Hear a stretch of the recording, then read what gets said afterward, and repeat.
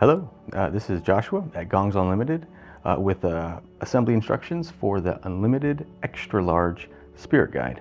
A freshly redesigned, revamped, popular stand now in like a really good design, structurally and aesthetically. And here's how to put it together. First, all the parts in the box, and there are a couple complicated elements to the assembly, so it'll be good to watch this all the way through if you're looking for assistance in the assembly. So parts, this with these beautiful large block tabs is the base plate. And then these are two of the base feet. And then there are two uprights and the top horizontal. The top horizontal has the pegs in the front side. And that is where we'll hang the gong from those tabs. And the two vertical posts have a front and a back. The back has this little countersink hole here, which is for a set screw if you're wanting to lock this completely in, which I'll talk about in a little bit. That will be the back side of the stand. And it's important to remember and orient all the parts with a front and a back. The other piece, without the doweled notch for the gong mallet, it'll have a smooth front, and then the back side will have that little countersink for the set screw. And the base has a smooth side on both of these tabs for the front, and the back will have the holes where we'll set these large bolts. And then of course comes with a mallet, decent, reasonable use mallet. Comes with the stand and the hardware. There'll be two dowel pins, pegs, and then there's 6 bolts. There'll be 4 of these shorter bolts and then 2 really long bolts. Comes with the hex wrench for setting those bolts, and then these 2 little small wood screws are for that last optional locking in and setting the top crossbar, which we'll get to. We'll start with the base and the vertical uprights, and then very quickly getting to, well, actually, don't think of it as assembling from top to bottom. We're going to assemble the stand top and bottom simultaneously. That's the best way to puzzle it together to get all the structural screws and bolts in the right place. But starting with the base plate with the front facing forward, one upright. Again, this is the back. And I will slide this in. It will slide in with obviously with the mallet holder facing outward. This notches in just like a puzzle, a block, a notch. The edge of the post should be flush with the edge of the bottom base plate. Set this in, and we will start with those really long bolts. The bolt is going to go through one of these tabs all the way through the bottom of this upright, and then it will attach to an inserted thread inside this tab, which you can not really see on the camera, but there's a inserted metal thread inside that tab that receives this. The bottom post, it just slides through. So it's going through 3 parts. This is the back of the base, the back of the upright, which has that little countersink, and then our really long bolt goes through. And with things loose, you might wiggle this a little bit, and again, this edge is going to be flush there, and you'll feel when that screw finds that inserted thread on the back. But you need to push it through with the wrench, because it sinks inside this tab quite a bit. So I've got a catch, and I'm going to push on the wrench and turn it slowly, and even wiggle this around to make sure I'm all the way through and aligned with that third tab, or that second tab, but third piece, and get it to catch. And you'll feel once it catches that back thread, you can feel it catch. Don't over tighten at this point. In fact, you want to make sure that it's caught and there and plenty loose.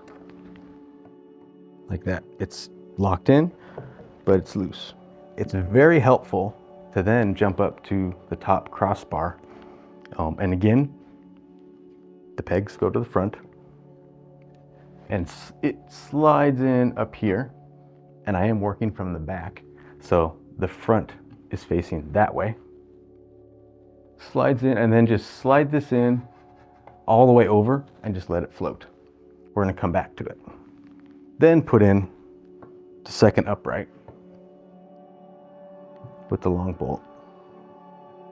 So you feel it catch the thread, let it catch in there, and this will just rock in there for now. Don't over tighten right now. And now with this vertical post on this side set in but rocking and very loose, we're going to slide the top horizontal bar over to it. And it might slide it over till it's close.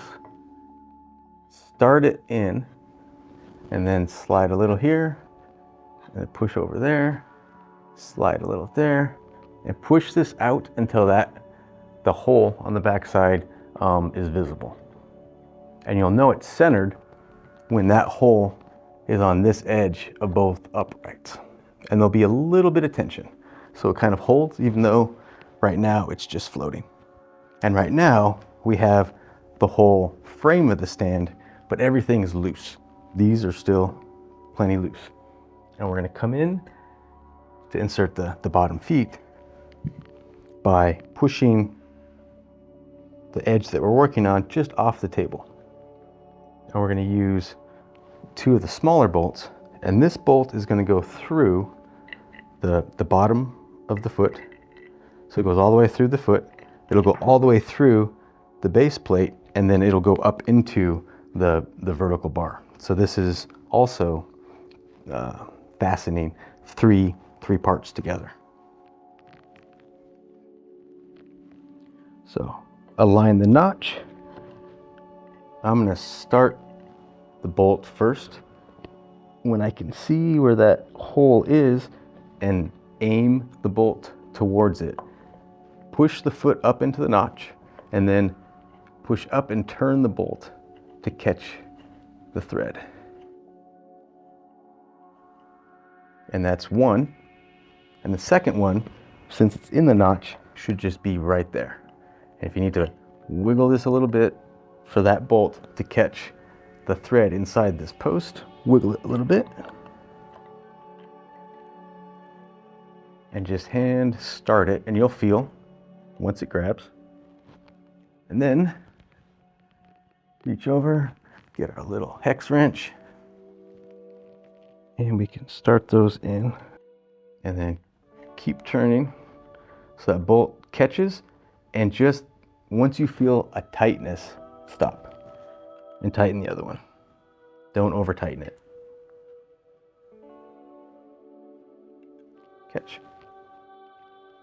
And then repeat on the other side.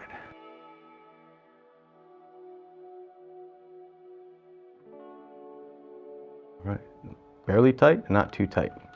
So the feet are on, which locks everything together. And I'm going to turn to the back side of the stand again and come back to that long bolt that's going through all three of these. So it's going through this one, and then it's catching inside here. But we left it loose and rocking. Use the hex wrench and start to tighten it. And as you tighten it, any gap that was in between the two tabs and this upright should squeeze together. And there really shouldn't be that much of a gap. And tighten that close to tight, but we're still not going to tighten it completely. And then repeat on this side. We're just pulling the tabs to hug that nice and snug. Hand tight, but not too tight. And then we're going to go back to the bottom and tighten the feet in as hand tight as we can.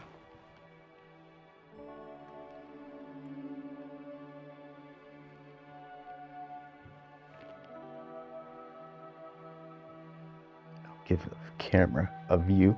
You don't need to tip this over. I'm just allowing the camera to see what the bottom looks like. I mean, it's 2 bolt heads going through the holes, but these will have a lot more to tighten, because when we tightened the top, it gave a little slack down here. But tighten these as hand tight as possible, not gorilla tight or anything. And then repeat on this side. Nice and tight. So those are solid. Set that back upright. And then lastly, on the bottom, come back to this top and give it that extra tight. Just by hand. Just tighten those as tight as you can without overdoing it.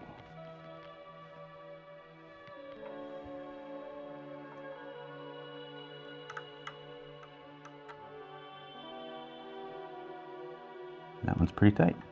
So the base is good and solid. Now, and again, this is the back side with the holes that we just came through, and there'll be the set screw holes on the back side of the stand and the front pegs facing forward. Then grab the 2 wooden pegs, these two dowels.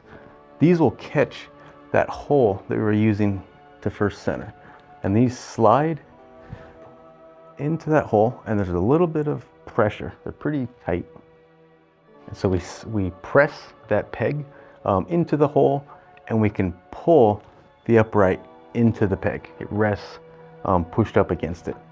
And when we inserted the top horizontal, we made sure that there's a little hole in the edge, the bottom edge right here, that's facing down. And we'll come back to that. And we'll take our second peg. And if this is floating here, just push the horizontal until that hole appears. Press the peg into the hole, and then pop that peg up against this upright. And you can feel it's the same width or length as the width of the post. So you should be able to feel with your fingers that it's flush there. And then with the same hex wrench, in that hole right below the peg, there's actually an embedded set screw that this will catch and turn that. It'll push up into that peg to lock it in so that the peg doesn't slide out. And it might be a little tight, but just turn this until it catches that top peg. And you'll know it's set when that top peg doesn't push in and out. So that is set.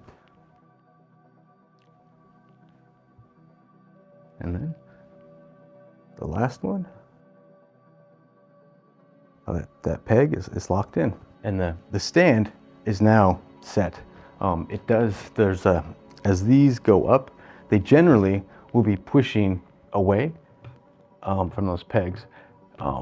But there is a little bit of float in the top bar. It's not gonna go anywhere.